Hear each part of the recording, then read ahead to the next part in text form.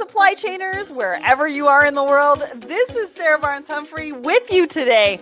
Are you ready? Let's talk supply chain.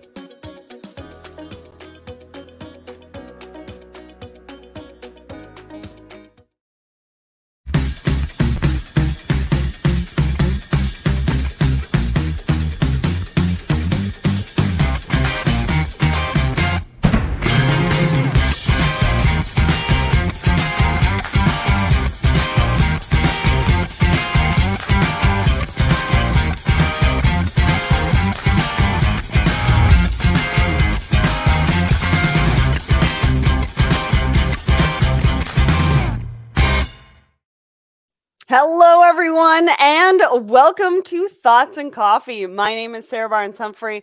I am the founder and host of Let's Talk Supply Chain, as well as the Blended podcast and the founder of the Blended Pledge, and really excited to be here with you today. We just heard from one of our sponsors, Fastenal, and now Emerge is proud to partner with Thoughts and Coffee to elevate our combined focus on empowering and growing meaningful relationships in the freight industry.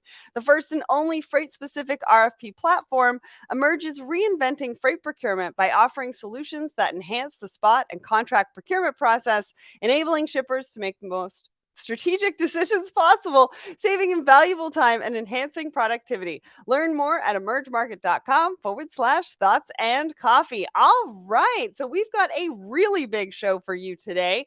Paul from Nipendo is going to be joining me as my guest. But of course, first we need to see what is happening at Let's Talk Supply Chain this week. So we've got a brand new episode. I was live with Brian Burke from Seco Logistics at Home Delivery World just a few weeks ago, and we had him on the show talking about everything that they're doing. They are a global market leading provider of logistics services, and they are helping you to take control of managing your demand chain. Now, this was a great episode to really get a look under the hood of what they're doing over at Seco. So it is on letstalksupplychain.com. It's on our YouTube channel. It's episode 296, wherever you subscribe to the show. So definitely go and check that out.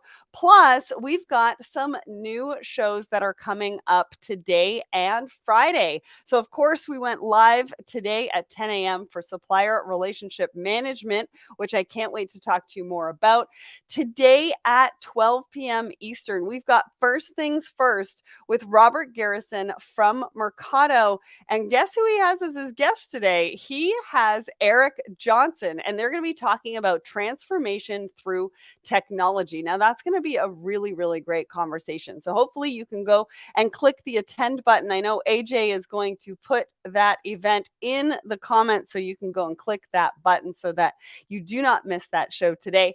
And next we've got DC with action items on Friday. She's coming at you at 1:30 p.m. Eastern. Now, usually she's at 10 a.m., but we had some scheduling conflicts. So she's going to go live at 1:30 Eastern with Daniel Stanton, Mr. Supply Chain. He's going to come on and share his framework for successful projects. So you don't want to miss that one either. And AJ is going to be putting that in the comments as well. So you can go and click that attend button.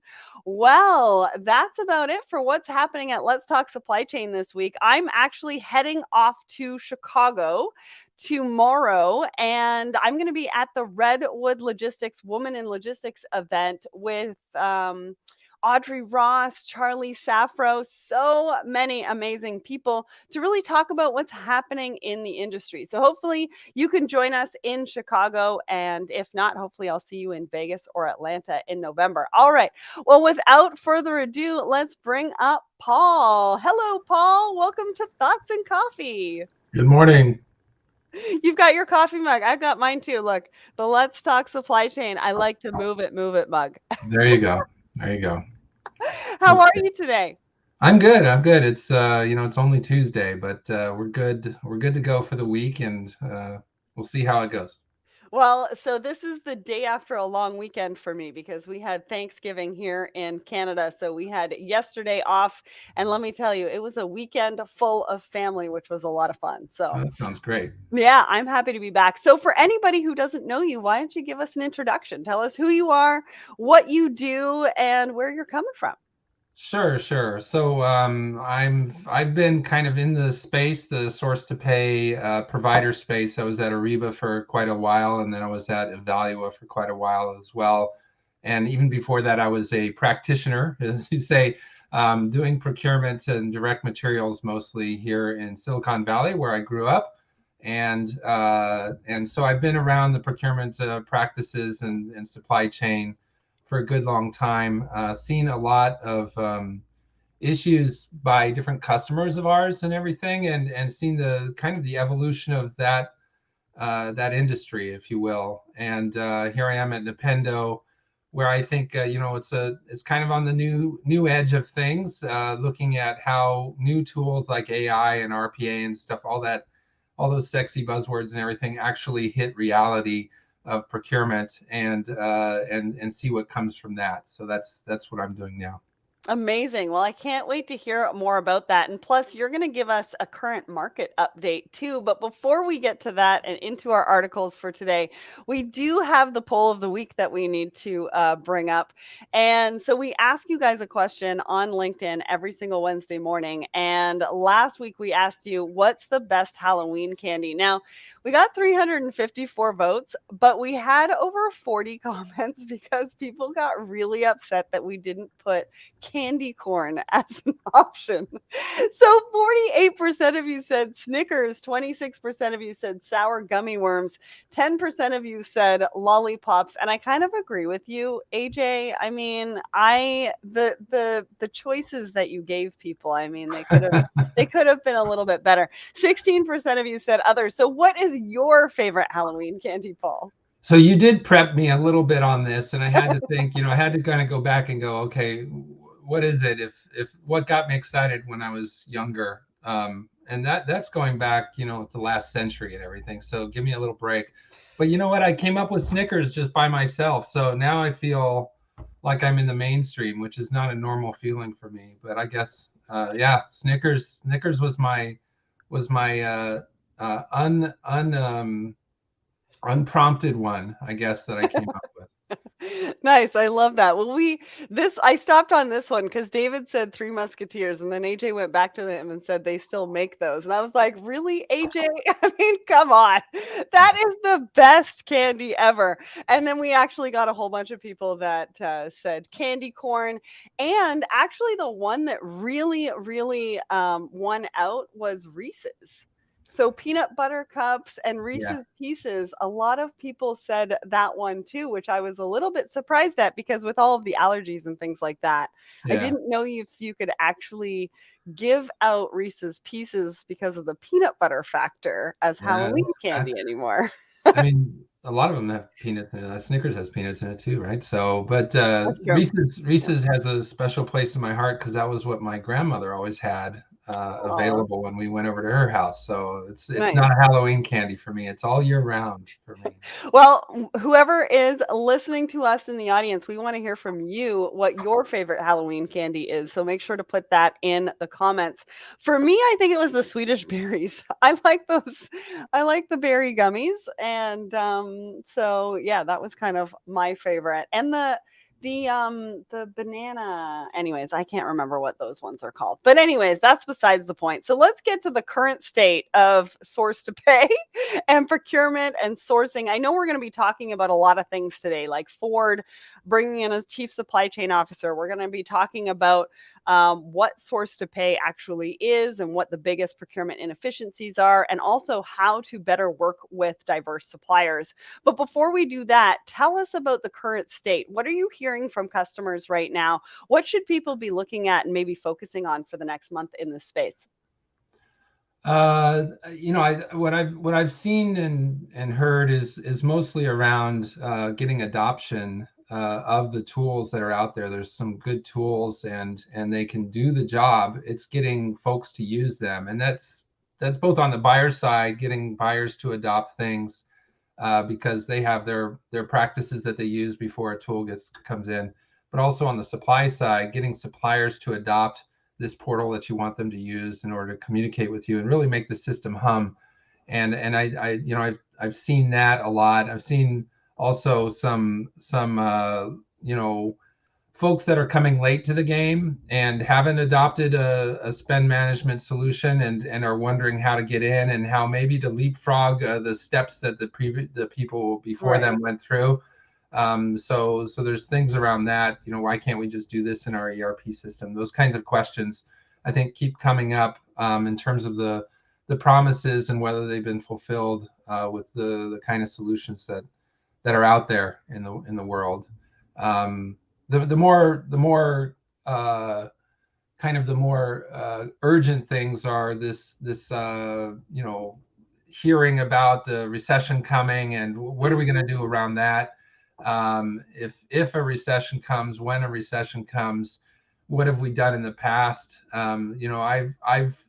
I was a little bit disappointed in our industry, if you will, around procurement, about not taking the front foot on those things, because when a recession comes, sales goes down. So the next thing to do is to save money, and that means increase the budget of procurement so that they can actually save money. And everybody, I'm sure, is saying, yeah, of course we should increase the budget of procurement, but that's usually very hard to swing unless you've got a really compelling argument for how you could save money by tooling up better. So maybe in advance of those budgets being constrained, it'd be good to tool up now so that you can save money and be the heroes during a recession. Absolutely. And we're going to be talking more about that because costs are going up. Ford decided to bring in a new position on their C-suite, which we're going to be talking about. But before we go to our first article, I do want to say good morning to those on my personal LinkedIn right now: Felipe, Davin, Harshita, Demo, Melissa, Michelle, Marichu, and Boris. Thank you so much all for joining us on my personal LinkedIn page as well. We have fun over on the Let's Talk Supply Chain side and my personal side. So appreciate you all for joining us. And we've got Alice here from Zambia as well. All right, so let's get to our first article. So this one is about Ford. So Ford has just mentioned that they're searching for a chief supply chain officer after suppliers' costs mount. Like, to me, I think that chief supply chain officers, we've been hearing about having them and having supply chain as a seat at the table in the C-suite for a really long time now. And I'm actually surprised that they're only searching for this now and saying it's because of supplier costs actually mounting. So I was a little bit surprised at this episode. And one of the reasons why I wanted to share it with you is because we have been talking about supply chain having a seat at the table, but not everybody is there yet. And even some larger brands and organizations like a Ford. So Paul, what did you think when you read this article? And do you think that focus on supplier relations is the answer and bringing in a chief supply chain officer now because costs are going up?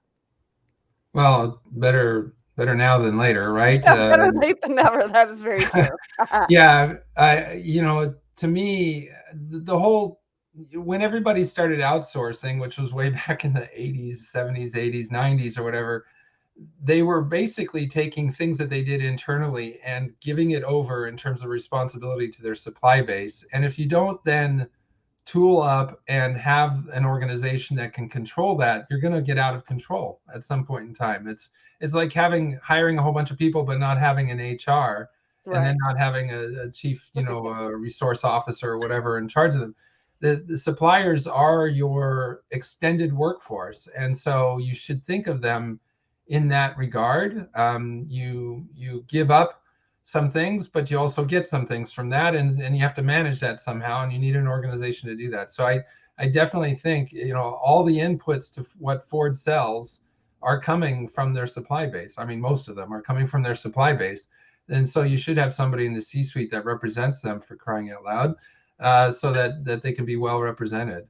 Sorry, I don't want to get too No. no, I'm hyperbolic absolutely. on this, but No, I mean it's true, right? Like you said, the supplier base really is an extension of your business. And so we always talk about having external clients, but we don't talk enough about having internal clients. And yeah, we don't talk enough even after that about the external suppliers that we have as clients. Because yes, we're clients to them, but they're also clients to us as well because we need their movement in order to make us successful as well. yeah, And so one of the things that they're talking about doubling down on is helping their suppliers. So, offering flexible terms. So, they're actually talking about prepaying for a lot of the product to really help their suppliers get moving and help them be able to procure that product. They're yep. also talking about putting money and investing in their operations as well.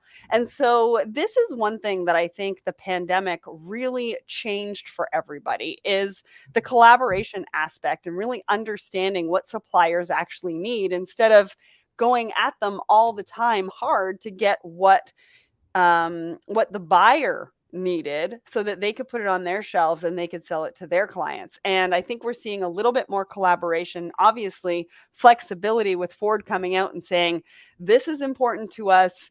You know, we need to diversify our supplier base, and in order to do that, we need to put these things in place, which is a really big voice to help us in our journey for more diverse suppliers. And we're going to be talking about diversity in suppliers a little bit later. But what do you think about that? Yeah, look, more collaborative with your supply base, especially if you don't, if you're competing for that supply, which is effectively what's happening with the whole COVID thing and logistics and stuff, is sometimes people just can't fulfill, those suppliers can't fulfill all their customers' needs.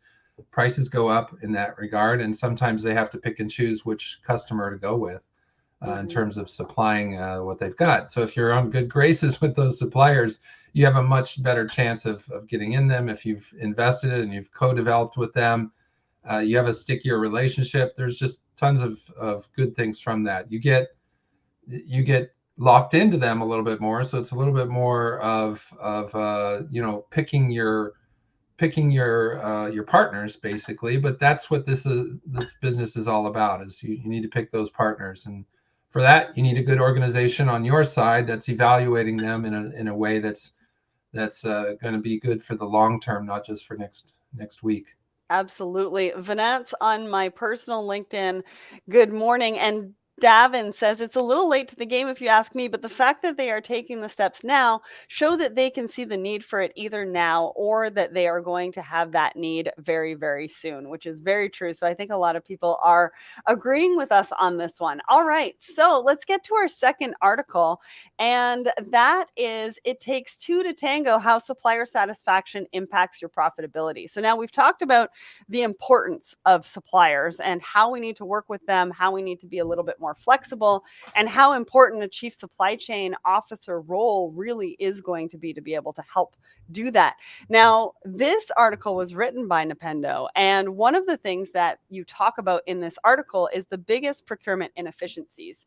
And so that's data errors, supplier compliance, fraud, slow invoicing, and no automation. So, talk to us a little bit about that. But before you do that, maybe let us know what source to pay automation actually really means.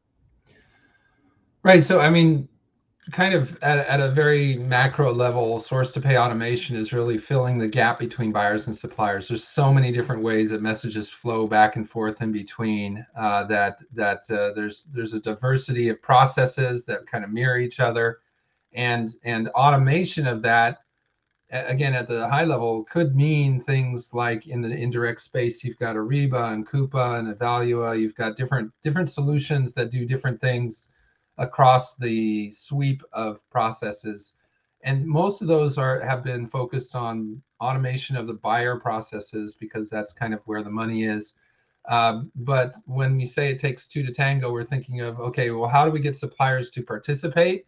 Yeah. And it's not just about strong arming them into it, it's about incenting them to participate. What are the ways that can make suppliers happy? The happiest suppliers are the ones that are able to do things in the automation tools that are provided in a way that's efficient for them, and so that they're not just simply this is my relationship with my client A, so I use this portal, and for client B for this portal, and they have 100 portals they have to log into, and there's got to be a better way to automate that and make it easier for the suppliers to interact with n number of clients in a way that's meaningful. So automation of that kind of comes from that concept. Well, and I think Bayram question is very timely considering what we're talking about right now. What tools can you use to retain our suppliers? And so source to pay automation really is one of those. So talk to us about how you're helping your customers. I know we've got an article that's going to be coming out in the comments of a customer journey for Nipendo that we want everybody to check out. And what are some of the barriers to choosing the right software when it comes to source to pay and retaining our suppliers? Yeah, so the main way that we're, I don't know, the Nintendo way is that we're dedicated to taking what exists today and what people already are using today. So if they're already using some solution that like an Ariba or Coupa or something, and they haven't gotten their suppliers to adopt, we will help get their suppliers to adopt. But the buyers have already adopted Ariba. That's fine. But if they're using an ERP system, maybe they're a smaller company or they're a little bit later to the game, we can actually make it so that they can just continue to use the ERP solution and bring it from there. So we kind of have this concept. It's not BYOB, right? It's BYOS. Bring your own system, and whatever you're using, we will latch onto that because we have a kind of an add-on instead of a replacement solution that's available. And the way that we are able to really make this sing is by appealing to the suppliers, giving them one-stop shopping, basically, or one-stop procuring, one-stop providing to all of their customers, so that they can have, for example, if they want to send out invoices, they can send it to us, and we'll send it to any one of those portals that we talked about. That sort of thing appeals to them and gets them to participate, and that's the name of the game here. That's the last mile I've seen in source to pay, is getting suppliers to participate. Well, and so that's a big question that I have for you right now because an interesting stat in this article actually said that most tools or most software that you have that connects you to your suppliers, you're only connecting 5 to 10% of your supplier base. And for these types of tools and software to be successful, I mean, you need to have majority of your suppliers on there. So Yeah. if somebody comes to you and says, we've tried this before, we only get a small amount of our suppliers to participate. How can we change that? And how does your tool sort of help us make it easier for them to do that? Well, first off, it's not all doom and gloom. People are actually pretty logical about this. That 5 or 10% represents maybe 60% of the transactions that are going on. So Okay. it's the 80-20 rule. I always Yeah. used to say that as procurement folks, we're the ultimate practitioners of the Pareto method, because we always knew if I could just do 20% of what I need to do, I can affect 80% of my life. That's what you get when you have a constrained situation in terms of Yeah. budget. Mm-hmm. But that said, you want more. You want all of them on there. And in fact, when it comes to the things on the future, which are like know your supplier, Mm-hmm. risk factors and things like that, you can't really just look at the high transaction suppliers. You have to look at all of them, because some small ones can represent a risk for you. So getting the suppliers to participate, again, it comes back to treating them as if they are their own entities themselves. They're not simply suppliers of you. They are fully owned companies. They have their own ERP system. They have their own stuff that they do. Let's let them do their work in their system. They're also bringing their own system to the party. And what we're doing is we're translating anything they send out or anything we give them into their way of speaking, so that can flow. And so it's really about the messages flowing back and forth. At the end of the day, we end up Nipendo, we end up being interpreters. It's not enough just to string a line between two companies and say, okay, talk to each other. You might have different languages and might be on different time zones and never have the same Yeah. time overlapping. We help boost that signal, enhance that signal, and sometimes turn something back to somebody and say, hey, you know what, that invoice you sent, It's not going to fly with these guys. They have these extra rules. You didn't know about that. That's fine. Here you go. Bring it back to me and I'll send it on for you. So those kinds of things are really the intermediator role that we do.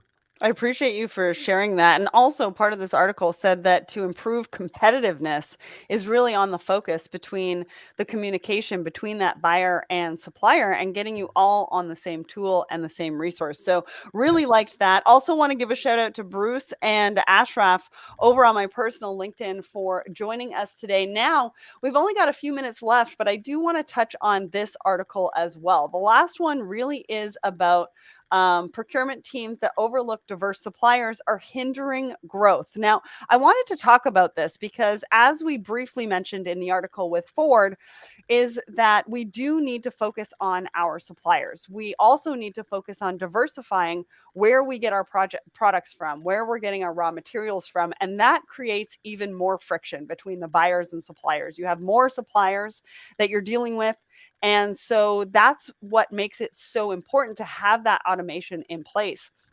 It also makes it important for diverse suppliers to be able to be seen. And they have a lot of different ways of being able to work with you, right? Those big contracts aren't going to work for them. The payment terms of 90 days isn't going to work for them as well because they need a little bit more cash flow than maybe the other larger suppliers. So this one I thought did a really good job of talking about how if you don't work with diverse suppliers, it's really going to hinder your growth. So, Paul, talk to us a little bit about how source to pay can help make it easier to work with diverse, maybe smaller suppliers. Sure. So it just goes back to treating them as the beautiful individual companies that they are, right? And making it easy. This bring your own system approach applies to small, medium, and large companies who have their own way of doing things and their own realities that they have to work with, and we have to flex with that. That's kind of our job, is to do that interpretation and flexing. It allows them to connect at a very low level of, they can continue to send emails with their invoices by email, but it then brings them up in terms of sophistication and really represents them to their customers as if they are a larger company, because their invoices are now interpreted and sent over as XML invoices like the big guys are sending, and chatting and other things is facilitated. Basically, it allows them to look larger and to act more in line with what that buyer needs this way. So it helps lift everybody up, if you will, and give them lots of different options for connection around this. And I would say, diversity of the supply base is kind of, in terms of risk mitigation, I think it's a very big factor here as well. And it keeps creeping in anyway, from the government sector into aerospace and some of the other ones that are linked to the government sector and healthcare. These are all regulations that are creeping into private relationships already because they come from the government space. So you should just be ready for that and start looking at that anyway, because it's just a good idea to have a diverse supply base. Well, and it also talks about the huge opportunity, including them in your tender criteria. And so check out that article because there's a lot to that article that I thought would really bring some good insights. Now, before we go, we do need to talk about our upcoming events. So what do we have coming up? Well, we have got a webinar coming up on Thursday at 12 noon. This is kind of like your lunch and learn, but we're talking about driving growth and going global with your company. So if you are thinking about going global, hiring in other markets, looking to expand into other countries, this is the webinar for you. But we go live on Thursday, so there's only 2 days left to register for this. So AJ is going to put the registration link in the comments so you can go and register for this. It's going to be a great conversation with Sean and Tracy as well. Next, I'm going to be in Chicago on Thursday as well for the Redwood Logistics Women in Logistics event. We've also got Rooters happening, Logistics Technology, November 15th and 16th. That's in Austin, Texas. Plus, we've got Forge Engage huge. We are going to be there November 2nd through 3rd in Las Vegas. So definitely come and join us there. Plus, we've got the Woman in Supply Chain Forum where I'm going to be keynoting on November 8th, and I'm going to be there November 8th and 9th. So hopefully we can see you there. And of course, we've got Manifest January through February in Las Vegas, and we're going to be doing some recording on site. So hope to see you there as well. Paul, this has been an amazing conversation. I really appreciate you for joining us today. And thank you to everybody in the audience. But Paul, thanks so much for joining us. Thanks for having me. It was good.